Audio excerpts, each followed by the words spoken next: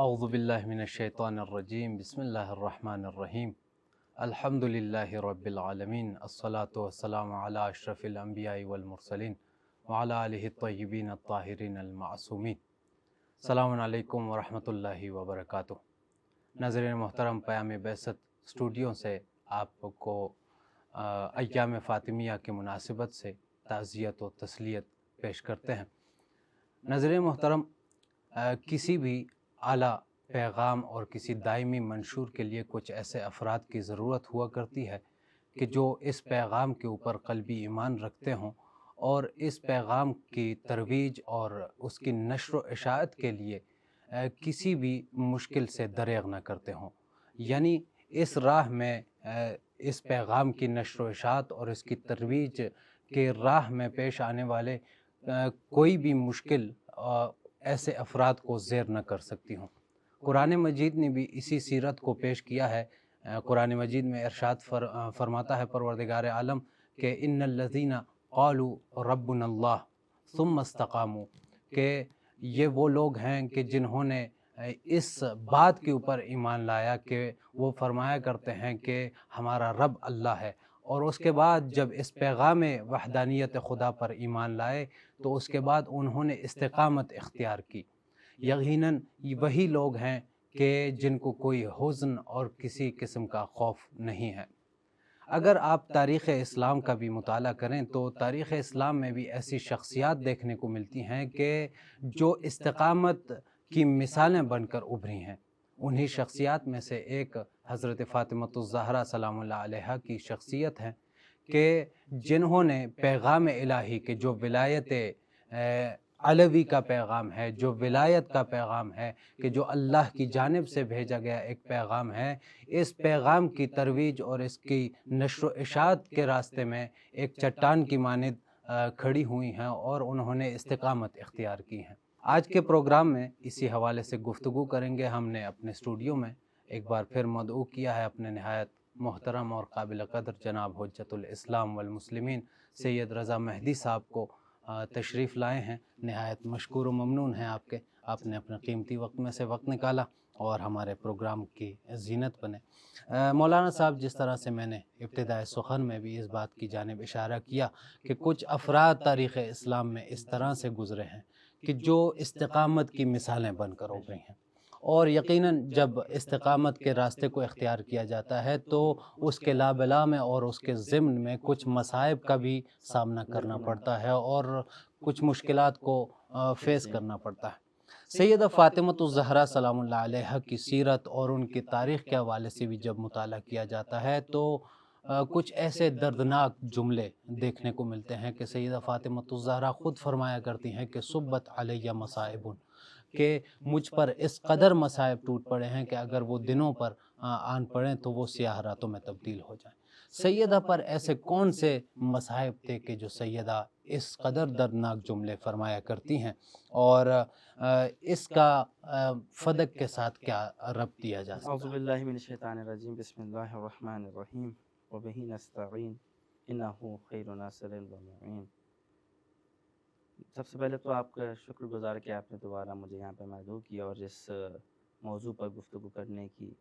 سعادت توفیق آپ کے توسط سے نصیب ہوئی۔ جزاک اللہ، سلامت رہے۔ دیکھیں، اگر ہم بی بی کے درد کو سمجھنا چاہتے ہیں، اس سے پہلے ایک حدیث جو کہ پیغمبر سے حدیث ہے، اور یہ حدیث جو ہے وہ شیعہ اور سنی دونوں اس کو قبول کرتے ہیں، دونوں کے منابع، دونوں کی کتابوں میں یہ حدیث موجود ہے، اور ایک سے زیادہ مرتبہ پیغمبر نے فرمایا، اور تھوڑا سا اس میں اختلافی طریقے سے کہ بعض کلمات کہیں آگے ہیں اور کہیں پیچھے ہیں، کہ وہ حدیث یہ ہے کہ فرماتے ہیں کہ ان اللہ، پیغمبر نے فرمایا ان اللہ یغضب لغضب فاطمہ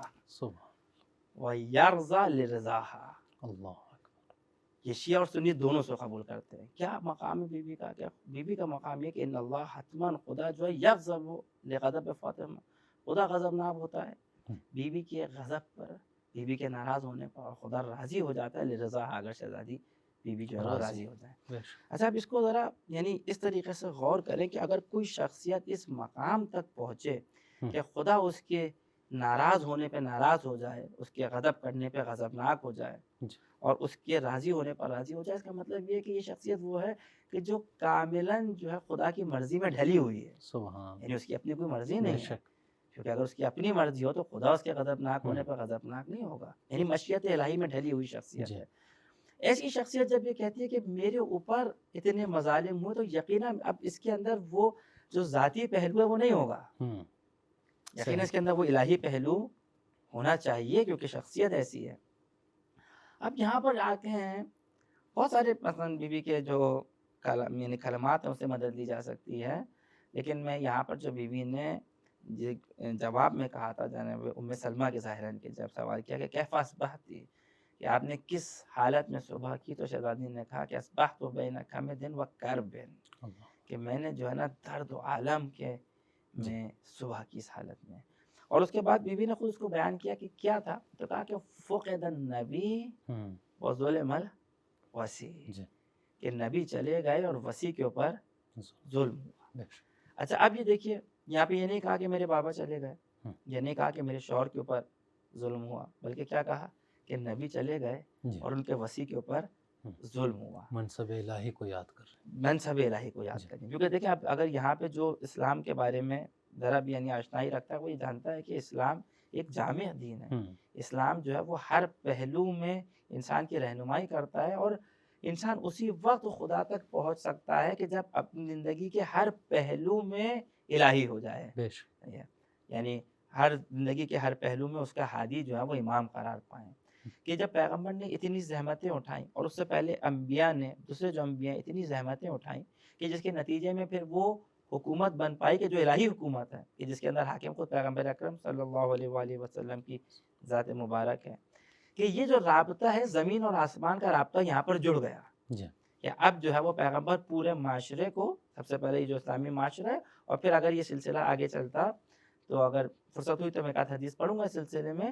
کہ یہ پورا معاشرہ اب خدا کی طرف سفر کرے گا،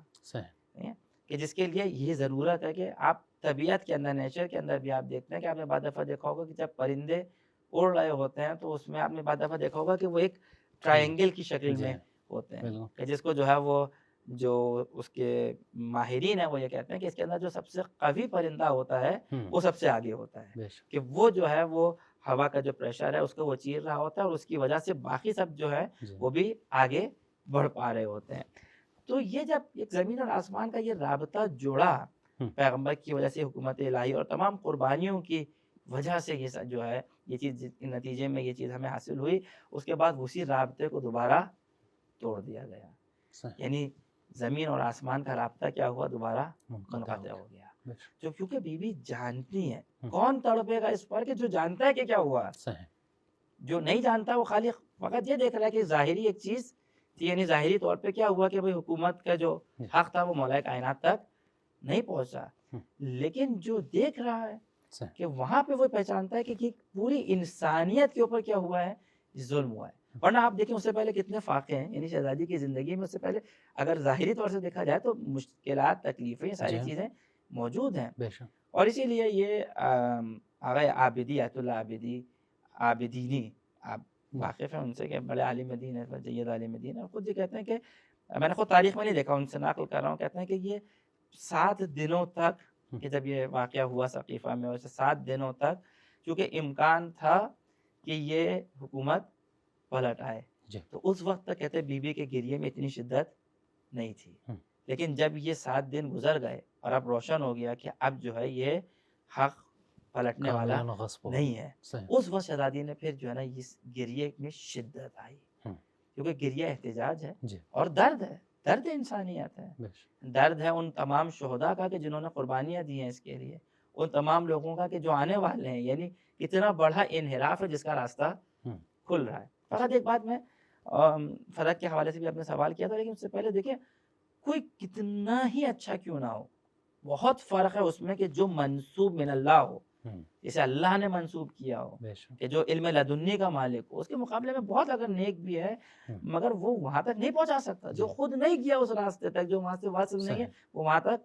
نہیں پہنچا سکتا، یہی چیز ہے۔ اور فدق میں جو ہے، جو فدق جو چھنا ہے، وہ چھننے کا غم نہیں ہے، کیونکہ اسی لیے آپ یہ دیکھتے ہیں کہ بعد میں اہل بیت نے کبھی فدق کا تذکرہ نہیں کیا اس طریقے سے، بلکہ جو ساتویں امام کو جب اس نے ہارون نے کہا بھی کہ یہ فدق واپس لے لیں، تو مولانا نے کہا کہ تم اگر لوں گا تو اس تمام حدود کے ساتھ لوں گا، کہ تم نہیں دو گے. کہ پھر وہ جو پورا عالم اسلام کہا کہ یہ جہاد ہے فدق کی. بس یعنی فدق اس وقت مسئلہ باغ کا نہیں تھا، مسئلہ جو تھا وہ یہ تھا کہ حق خلافت کا مسئلہ تھا. شہزادی جو گئی تھی وہ استدلال، کیونکہ اگر یہاں شہزادی کی بات کو تسلیم کر لیتے تو اس بات کو بھی تسلیم کرنا پڑتا کہ جب بار بار جو آ کے کہہ رہی تھی کہ کیا تم بھول گئے کہ پیغمبر نے غدیر میں کیا کہا تھا. اگر یہاں شہزادی کی صداقت کو مانتے تو وہاں پہ بھی ماننا پڑتا. تو وہاں پہ بھی وہ احتجاج ہے، اور یہ اصلی درد جو ہے وہ شہزادی کا وہ یہ درد ہے کہ جو ہے وہ یعنی منصب الہی کو جو اس طریقے سے اس کے اوپر ظلم ہوا ہے، یعنی جو صاحب منصب ہے اللہ کی طرف سے اسے محروم کیا ہے. ہم نے ابتدائی کلام میں بھی اس بات کی جانب اشارہ کیا کہ سیدہ فاطمۃ الزہرا کی ذات میں ہمیں استقامت کی مثال ملتی ہے اور بطور آفتاب استقامت بن کر ابھری ہیں. سیدہ فاطمۃ الزہرا کیوں استقامت دکھا رہی ہیں اس حوالے سے کہ ان کو معلوم ہے کہ امام علی علیہ السلام کو اگر یہ ظاہری خلافت نہ بھی ملے تو امام علی علیہ السلام امام برحق ہیں، تو پھر یہ استقامت کیوں اتنے مصائب جھیل رہی ہیں سیدہ؟ دیکھیں بالکل پہلے بھی اس کی طرف مثلا ہم نے اشارہ کیا کہ دیکھیں یہ جو منصب معنوی ہے ظاہر سی بات ہے غصب نہیں ہو سکتا، یعنی کسی کے علم کو اس سے چھینا نہیں جا سکتا، جو خدا نے مقام دیا اس کو چھینا نہیں دیا جا سکتا. جو ہم کہتے ہیں واسطہ فیض ہیں زمین اور آسمان کے درمیان کے فیض الہی ان کے ذریعے سے جاری ہے، اس کو چھینا نہیں جا سکتا. لیکن وہ جو منصب حاکمیت ہے یعنی معاشرے کی جو حکومت کا حق ہے اسے چھینا گیا. اور جیسے میں نے عرض کیا کہ اس کے چھینے جانے کا نقصان جو ہے وہ یہ ہے کہ اب معاشرہ خدا کی طرف نہیں جا سکتا. قرآن میں پروردگار عالم کیا کہتا ہے کہ اعوذ باللہ من الشیطان الرجیم وما خلقت الجن والانس الا لیعبدون، یعنی اپنی عبادت کے لیے. پس وہ جو عبادت تام ہے یعنی جو مکمل عبادت ہے خدا کی، یعنی خدا کے سامنے تسلیم ہو جانا، سب سے بڑا جو انسان کی زندگی کا پہلو ہے اجتماعی پہلو، وہاں پر یہ عبادت محقق نہیں ہو سکتی. یعنی انسان جو ہے اس اپنی معاشرتی زندگی میں اجتماعی زندگی میں اب عبد نہیں ہے. کیوں عبد نہیں ہے؟ کیونکہ خدا کے فیصلے کے سامنے تسلیم نہیں ہے. بس یعنی یہ جو ہدف خلقت ہے یہ معمولی چیز نہیں ہے کہ یہ ہدف خلقت ہے. الا لیعبدون، عبادت. خدا کی عبادت کیسے ہوگی معاشرے میں؟ اسی وقت ہوگی کہ جب قوانین بھی خدا کے ہوں گے اور حاکم بھی منصوص من اللہ ہوگا. اور اگر یہ نہیں ہوگا تو یہ عبادت محقق، ہدف خلقت محقق نہیں ہو سکتا. اسی لیے شہزادی اتنی استقامت کر رہی ہیں کہ اگر اس وقت حق پلٹ نہیں سکتا تو کم از کم حق تاریخ میں چھپنے نہ پائے، تاکہ کیونکہ یہ ہادی ہیں، یہ وہ لوگ ہیں کہ جنہوں اللہ کی طرف پہنچاتے ہیں، ایصال المطلوب وہاں تک پہنچاتے ہیں، لے کے جاتے ہیں، ہاتھ تھام کے لے کے جاتے ہیں. اور پوری تاریخ کو سامنے رکھ کر شہزادی جو ہے نا وہ یہ اقدامات کر رہی ہیں. خالی فقط وہاں کے لوگوں کا مسئلہ نہیں ہے، یعنی تاریخ کے اندر یہ سوال رہ جائے. آپ خود ماشاءاللہ سے یہیں پر قم میں ہیں، آپ بھی یقیناً ملے ہوں گے. میں ذاتی طور پر ایسے لوگوں سے ملا ہوں جو اسی وجہ سے مذہب اہل بیت کی طرف آئے. ایک ہمارے یہیں دوست تھے زیمبیا کے، کہ ان سے المہدی میں جہاں فارسی ہم لوگ سیکھتے ہیں وہیں مجھے ملاقات ہوئی، اور جب میں نے ان سے پوچھا کہ کس چیز نے آپ کو اس مذہب کی طرف کھینچا تو انہوں نے یہی کہا، اور پورا بدن لرز رہا تھا. یعنی آج بھی وہ منظر میری آنکھوں کے سامنے تھا کہ پیغمبر کی جو ہے وہ عزیز ترین، مطلب انہوں نے یعنی اختلاف ہے ان کے پیغمبر کی ایک ہی بیٹی، اگر ایک نہ کہنے تو عزیز ترین تو کم از کم کہہ سکتے ہیں، جس کے لیے الفاظ ہیں. البتہ زیادہ ہمارے یہاں معروف اور صحیح شاید یہی ہے کہ ایک ہی پیغمبر کی جو بیٹی ایک ہی ہے، کہ ایک بیٹی اس کی قبر کہاں ہے، قبر کا نشان کہاں ہے، کیوں جو ہے اس کو رات کی تنہائی میں دفن کیا گیا. اور یہ بات کتابوں کے اندر اس طریقے سے نقل ہوئی کہ کوئی انکار نہیں کر سکتا. سیدہ فاطمۃ الزہرا سلام اللہ علیہ کے بعد استقامت کے حوالے سے گفتگو ہو رہی ہے. آج کے زمانے میں اگر ہم ان کے سیرت پر عمل کرنا چاہے، یقیناً معصومین کی سیرت پر عمل کیا جائے تو زندگی میں بہتری لائی جا سکتی ہے. آج کے زمانے میں اگر ان کے بعد استقامت کو دیکھا جائے تو کس طرح سے ہمیں درس ملتا ہے سیدہ فاطمۃ الزہرا سلام اللہ علیہ کے بعد استقامت سے، آج کے مثلاً رجیم کے حوالے سے یا دیگر جو ظالم قوتیں ہیں تو ان کے حوالے سے ہم کس طرح سے درس لے سکتے ہیں؟ بہت ہی یعنی خوبصورت سوال ہے، یعنی اس جہت سے کہ خود آپ جانتے ہیں کہ امام وقت جی عجل اللہ تعالیٰ فرجہ الشریف فرماتے ہیں کہ لی فی ابنت رسول اللہ اسوۃ حسنہ، بے شک کہ امام وقت جس کے لیے یہ کہہ رہے ہوں کہ میرے لیے یعنی امام کے لیے جس میں اسوہ حسنہ ہے، نمونہ اعمال ہے، تو یقیناً ہم سب کے جو اسی امام کے مامون ہیں سبحان یقیناً ہمارے لیے بیوی کی ذات میں درس ہے،